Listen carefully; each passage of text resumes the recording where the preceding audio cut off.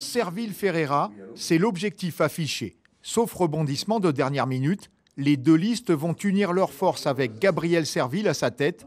Les deux candidats se sont rencontrés ce matin à Cayenne. La rencontre avec M. Jean-Paul Ferreira de ce matin nous a permis de bien nous rendre compte que nous sommes animés de la même volonté d'aller vers une liste d'union pour pouvoir nous emparer de la CTG.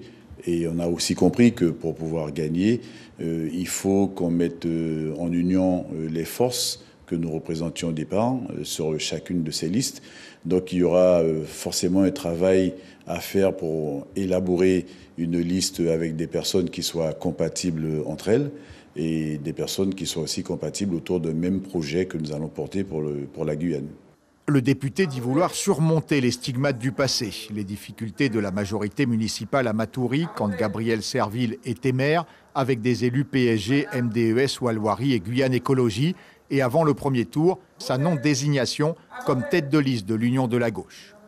Je ne pourrais pas faire abstraction de ce qui s'est dit, des problématiques qui ont été posées par le passé, mais je demeure serein quant à notre capacité à pouvoir avancer malgré tout dans la direction que nous a fixée la population, et c'est pour moi ça l'essentiel.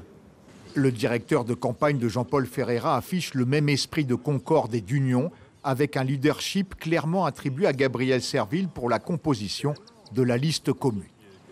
Il est attendu, et ça c'est le souhait de Jean-Paul Ferreira, il a clairement dit aussi à Gabriel Serville, il est attendu que la nouvelle tête de liste d'une fusion, donc en l'occurrence Gabriel Serville, prenne toute sa responsabilité là-dessus, parce que c'est lui qui doit apporter la liste et c'est lui qui l'apportera. Il y a des échanges, il y a beaucoup d'échanges, c'est extrêmement nécessaire, parce qu'il faut rassembler donc sur une base vraiment très claire, très saine.